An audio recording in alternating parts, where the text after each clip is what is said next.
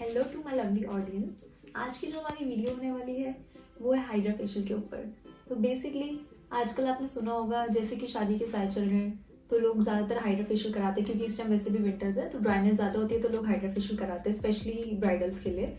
तो अगर आप लोग भी प्लान कर रहे हैं हाइड्रा फेशियल तो पहले मैं आपको बता दूं कि हाइड्रा फेशियल होता क्या है। मार्केट में हाइड्रा फेशियल की भी बहुत हाइप चल रही है पिछले 1-1.5 साल से। तो लोग बिना जाने कि हाइड्रा फेशियल का काम क्या है, लोग हाइड्रा फेशियल करा रहे हैं जस्ट अंधाधुंध की ठीक है लोगों को फॉलो करने के लिए। पर एक्चुअली हाइड्रा फेशियल किस स्किन टाइप के लिए होता है और क्या काम करता है वो मैं आपको आज बताती हूँ। हाइड्रा फेशियल जो है वो बेसिकली हाइड्रा मशीन के थ्रू होता है। उसमें प्रोडक्ट जो है वो सब लोग अलग अलग प्रोडक्ट के साथ करते हैं, पर उसमें जो मेन काम है वो उस मशीन का काम है जो कि 6 से 7 स्टेप्स की एक मशीन है। तो उसमें उसका जो मेन रोल है वो है डीपली हाइड्रेट करना स्किन को, deeply hydration, anti ageing properties देना, स्किन को रिजुवनेट करना और उसके अलावा स्किन में ग्लो ऐड करना, जो कि बहुत अच्छा ग्लो वो ऐड करता है। और किस स्किन को ये नहीं कराना वो है जिनको एक्टिव एक्ने हो, क्योंकि उसमें जो स्टेप है सक्शन का वो एक्टिव एक्ने पे प्रॉब्लम क्रिएट कर सकता है।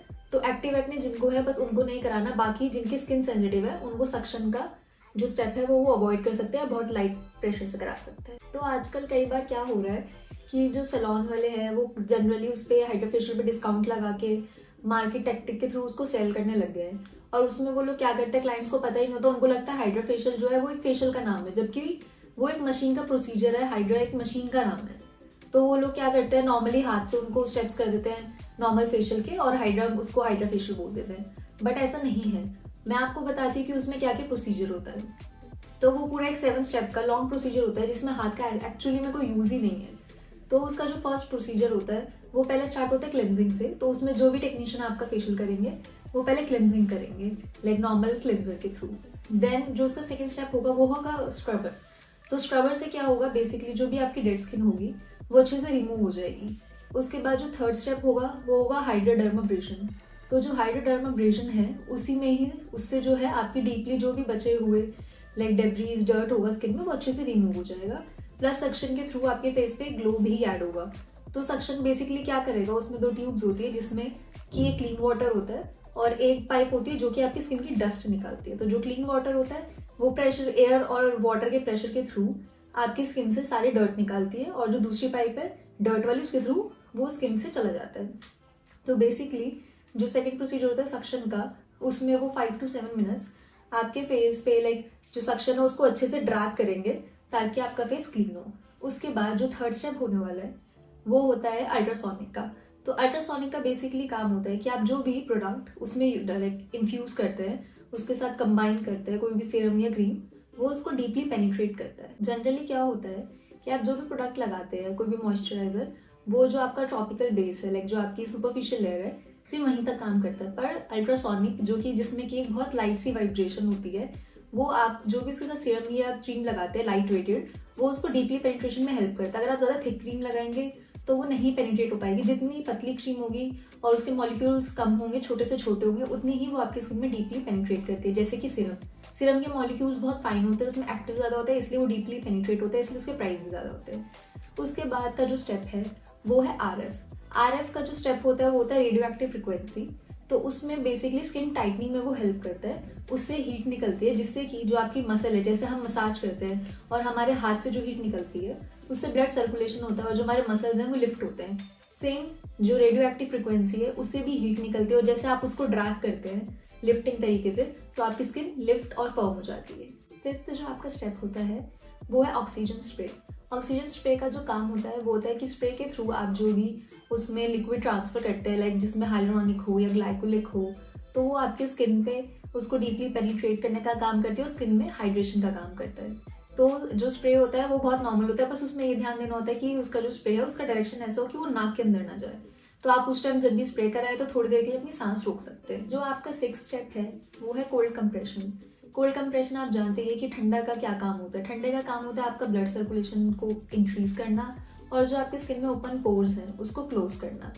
तो और जो प्लस आपकी स्किन पे अगर थोड़ी सी भी रेडनेस वगैरह होगी ड्यू टू लाइक सक्शन या ड्यू टू लाइक RF या कुछ भी, तो वो उसको नॉर्मलाइज करने में हेल्प करेगा। प्लस कोल्ड कंप्रेशन के थ्रू आपके जो भी सीरम क्रीम्स जो भी स्किन में पेनिट्रेट हुई होगी वो उसको लॉक करने का काम करेगा और आपको इतना अच्छा सा फील देगा, ठंडा ठंडा एकदम।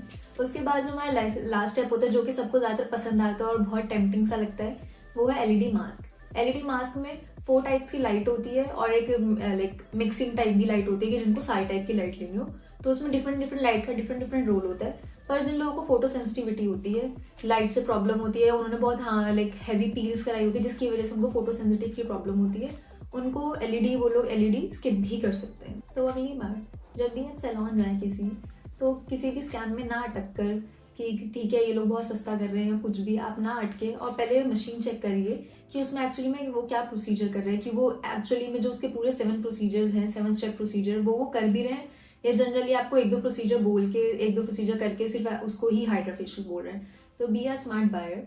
और उसके बाद आजकल मैंने देखा है कि लोग हाइड्रा फेशियल एट होम भी, उसके लिए भी लाइक DIY सजेस्ट कर रहे हैं। अब मुझे नहीं पता कि उसका कितना ग्लो आता है या वो कितना क्लीन करता है, पर मैं आप लोगों के लिए ट्राई आज जरूर करने वाली हूँ। तो मैं आज एक DIY ट्राई करने वाली हूँ और देखने वाली हूँ कि उससे मेरी स्किन में एक्चुअली में कितनी हाइड्रेशन आ रही है।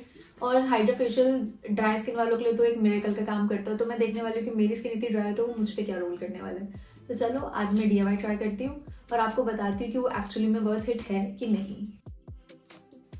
तो सबसे पहले मैं वेट वाइप की मदद से जो भी मैंने फेस पे थोड़ा सा मेकअप अप्लाई किया हुआ मैं उसको रिमूव कर रही हूँ।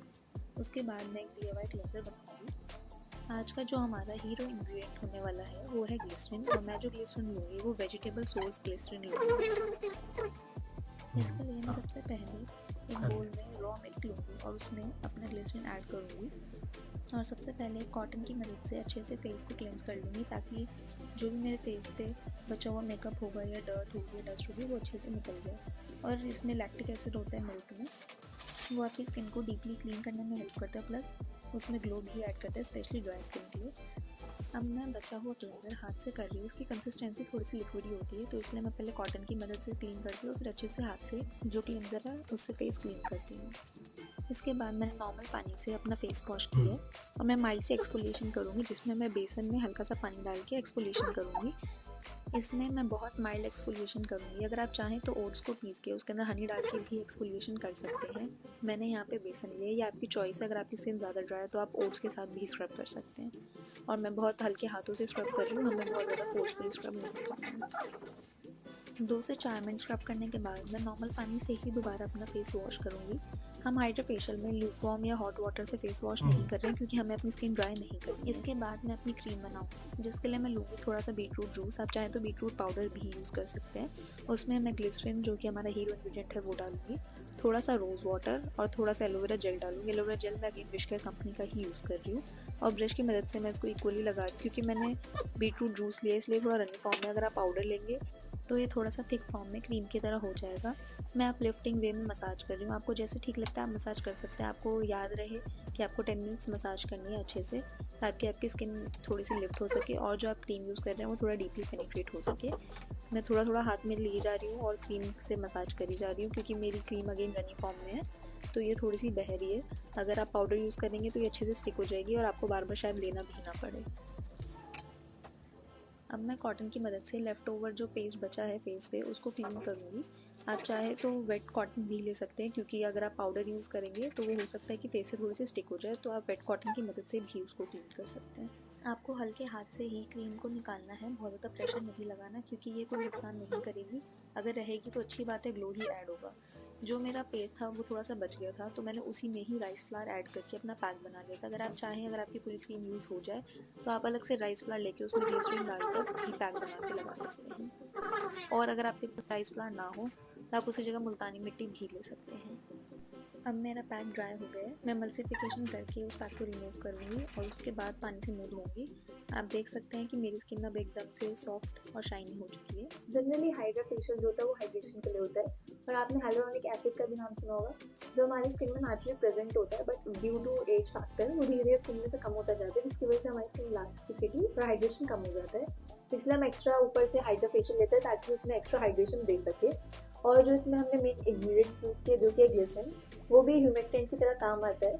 वो ना आपका जो इन्वायरमेंट है वहाँ से मॉइस्चर लेके आपकी स्किन में डालता है और उसको लॉक करता है, प्लस जो आपका अभी जो स्किन में मॉइस्चर होता है उसको भी वहीं पे रिटेन करता है और उसको लॉक करके रखता है। तो जो ग्लिसरीन है वो बहुत यूजफुल इंग्रेडिएंट है, आप इसको ट्राई करिएगा। मुझे नहीं पता कि इसका ग्लो कैसा आने वाला है, तो मुझे ये ज़रूर पता है कि मुझे इसको करके मज़ा आया। और दूसरा, मेरे स्किन पे इसको करने से कोई सेंसिटिविटी नहीं हुई। इस फेशियल को भी मैं महीने में 2 से 3 बार ट्राई करके देखूंगी कि लॉन्ग टर्म में इसका रिजल्ट कितना अच्छा आ रहा है, क्योंकि ये नेचुरल है। मे बी एक बार फेस मुझे क्लीन लगे, या मतलब क्लीन लगे, बट दूसरे तीसरे दिन वापस नॉर्मल हो जाए, तो मैं उसके लिए देखूंगी महीने में 2-3 बार ट्राई करके कि इसका रिजल्ट कब तक रहता है, और आप लोगों को डेफिनेटली बताऊंगी। अगर आपको मेरी वीडियो अच्छी लगी हो और मेरा क्यूट सा पेज भी अच्छा लगा हो, तो मेरे चैनल को सब्सक्राइब करेगा, लाइक करेगा और ज़्यादा शेयर करेगा। Thank you for watching my video. Bye.